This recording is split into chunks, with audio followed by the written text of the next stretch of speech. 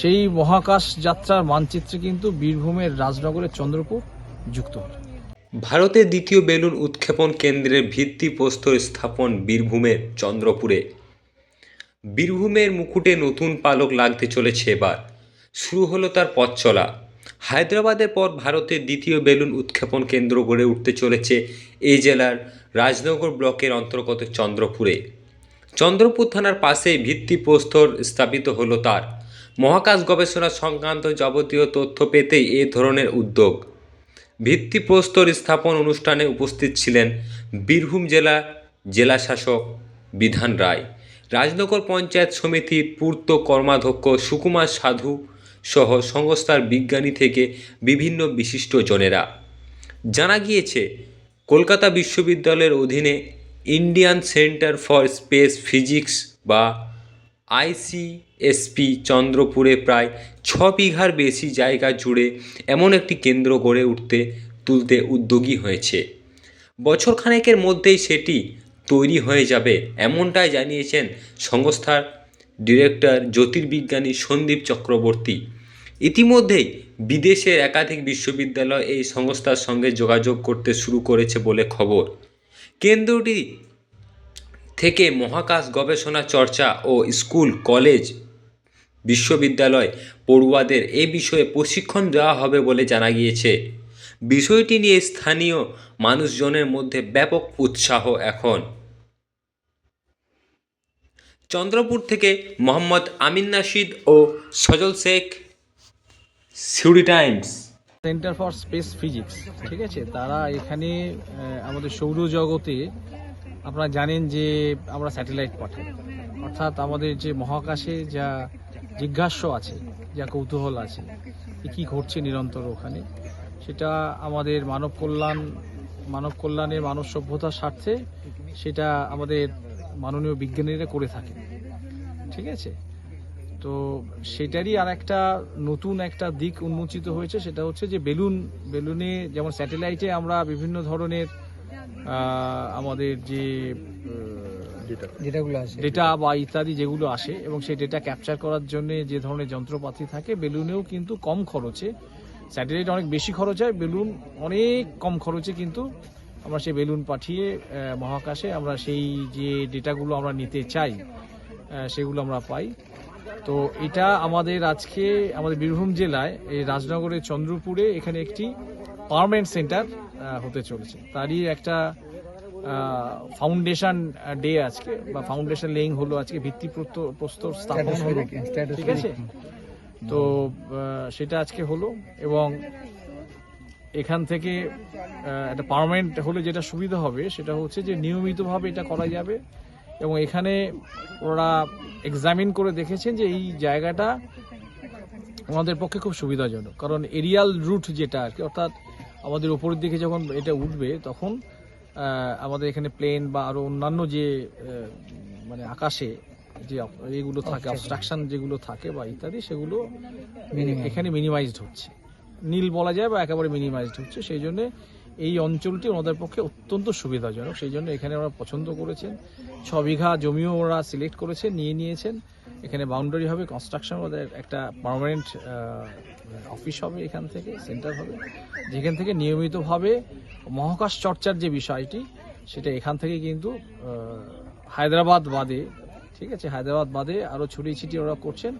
আমাদের সেই মহাকাশ যাত্রার মানচিত্রে কিন্তু বীরভূমের রাজনগরের চন্দ্রপুর যুক্ত হল। মহাকাশ গবেষণা তো বহুকাল ধরে হয়ে আসছে। প্রথমে কিন্তু মানুষ বেলুনে করেই যন্ত্র পাঠাতো, প্রায় 100 বছর আগে থেকেই মানুষ বেলুনে করে যন্ত্র পাঠিয়ে মহাকাশ গবেষণা করত। মাঝে 1960s, মনে করুন 1960-65 অবধি শুধু বেলুন ছিল, তখনও স্যাটেলাইট কিছু ছিল না। তারপরে আস্তে আস্তে স্যাটেলাইট হতে শুরু করলো, লোকেরা এখন স্যাটেলাইট পাঠাতে শুরু করছে। কিন্তু স্যাটেলাইটের খরচ তো বেশি, প্লাস আবার হয়তো 2-3 বছর পর পর একটা পাঠানো যায়। সেখানে বেলুন দিয়ে আমরা যদি যন্ত্রপাতি পাঠাই, সেম যন্ত্র পাঠাচ্ছি, কিন্তু ওটা যায়, ডেটা ফেটা নিয়ে আবার ফেরত আসে। এতে সুবিধা হয় কি, যে যন্ত্রটাকে আমরা আবার ফেরত পাই। স্যাটেলাইটে গেলে কি হয়, যন্ত্রটা আর ফেরত আসে না। সেই কারণে বেলুনে করে পাঠানো যন্ত্রপাতি প্রথম কথা অনেক বেশি সস্তা হয় পুরো প্রোগ্রামটা। আর 2 নম্বর হচ্ছে যে এই জায়গাটাতে যেটা করছি আমরা, বেলুন তো পাঠানোই হবে, আমরা অলরেডি 114 বার মতো পাঠিয়েছি মহাকাশে, কিন্তু ইম্পর্টেন্ট ব্যাপার হচ্ছে ছাত্রছাত্রীদেরকেও ট্রেনিং দেওয়া হবে, যারা স্কুল এবং কলেজ এবং ইউনিভার্সিটি ছাত্র তারাও এখানে বসে বেলুনের সাহায্যে যন্ত্র কী করে মহাকাশে যায় এবং কী কী ধরনের যন্ত্র বানানো উচিত, তারাই কিন্তু ভবিষ্যতে স্যাটেলাইটে যন্ত্র তৈরি করবে কিংবা মহাকাশ গবেষণার মধ্যে ডিপ ঢুকে পড়বে, বুঝলেন তো।